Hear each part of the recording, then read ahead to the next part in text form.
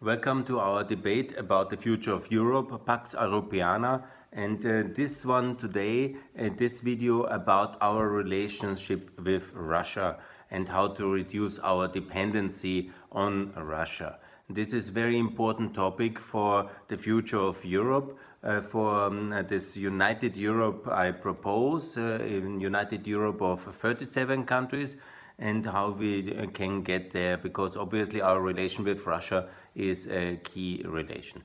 We are allied with America, and that's very good, so we have a lot in common, but with the Russian Federation we have a very difficult history, and from the past historic times, but also towards the Soviet Union, obviously a hostile empire which was occupying half of Europe. And now also in the last years, it's definitely a very complicated one since Putin took power in 2000, escalating the whole situation with 2007, the Munich speech, and then 2008, the war in Georgia, and 2014, definitely the defining moment of European post-Cold War history, the start of the Second Cold War mainly. So how to reduce our dependency on Russia? Because unfortunately, how our strategic situation is, you see the world map behind me, Europe is squeezed between a very, very strong America and a very strong Russia. It's no longer as strong as it was. It's not the Soviet Union, but it's aggressive and it's very close, and America is far away. We are connected by values towards with America and by our security alliance. But ultimately, there's a lot of European, I call them Euro-nationalists, yeah? They want to somehow have Europe as a third pillar, independent of America, balancing between the two. That's all nonsense. Yeah? We are allied with America and we will stay with America very long. And the alternative is ultimately only the one that Russia will dominate Europe. Because we are too divided still, we are too diverse, too complicated, easy picking for Russia alone. That's basically what Russia is trying since 10 years intensively, to splinter Europe in various pieces, funding all these extremist movements and all these political parties of the populist right and some of the populist left, in order to divide Europe and to pick and choose the various prime ministers according to the economic interests, and then basically to play us off against each other. And that's what they tried, and actually doing quite effectively.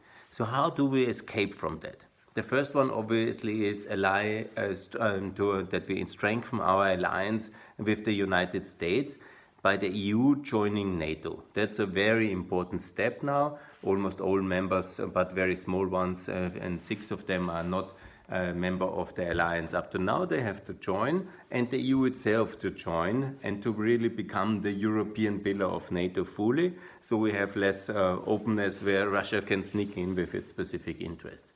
But the other opportunity which is now presenting itself, and it's very important, both with the Green Deal, but also with this corona-related and the price war of OPEC, is very much to reduce the European energy consumption and purchases from Russia, both in coal, in gas, in petrol, but also in nuclear. It's totally ununderstandable that we all talk about unity, but in reality certain countries do nuclear deals with Rosatom, the state energy nuclear exporting company. That's wrong. There should be not a single contract of Rosatom in the European Union, nor in any of our close allies in DCFTA or candidate countries. Absolutely no Rosatom in the European Union. Additionally, new pipelines. I mean, we must be crazy to build new pipelines which are then somehow pumping more Russian energy into the European Union. No, certainly not. Yeah? We have to make import taxes against this import of Russian energy, and that way we fund our energy transition. Because absolutely we have to make an energy transition. I'm absolutely in favor. Let's leave all this import of petrol and this petrol dependency behind us. Let's go to electromobility. Let's end carbon in transport first, yeah. But let's not end carbon everywhere. Let's not go in extreme ways and then import more carbon from Russia or from other petrol dictatorships. That's nonsense. I mean, to cut ourselves and then export our value and our creativity and our capital towards Russia, that's really wrong. Russia has not deserved so much of our capital, yeah, under these conditions of transforming this capital then into Russian tanks which are sent against us.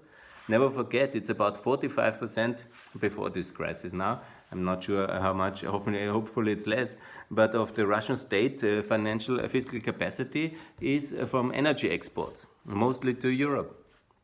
And that's really wrong. For them it's right, but for us it's wrong. We really have to limit and actually make it like this. The target must be by the end of the Ursula von der Leyen Commission in the 5 years, in 2024, or in 4 years, it must be by half of the level of imports only from Russia, and even less if it's possible. Now in price volume probably it's going to be much less anyhow, and that's very good. But also really the volume in transport volume, but also the price volume in all aspects, half of it only, and really make sure that by the end of the decade we are able to phase out the energy import. But it's not only energy, it's not only the gas pipelines, it's not only Rosatom, but it's also the media dominance, yeah? Because that's also something we have to stop. The Russia TV, RT, media license in the European Union or in NATO countries, we must be completely confused. That's misunderstood kind of freedom of the media, Let them broadcast whatever on the internet, but not really get all this propaganda out in somehow objectivity mainstream media. Like, that's not the way it can be. No. Let them stream over the internet maybe, yeah, but certainly not with EU level state broadcasting license. No, that's wrong. This is now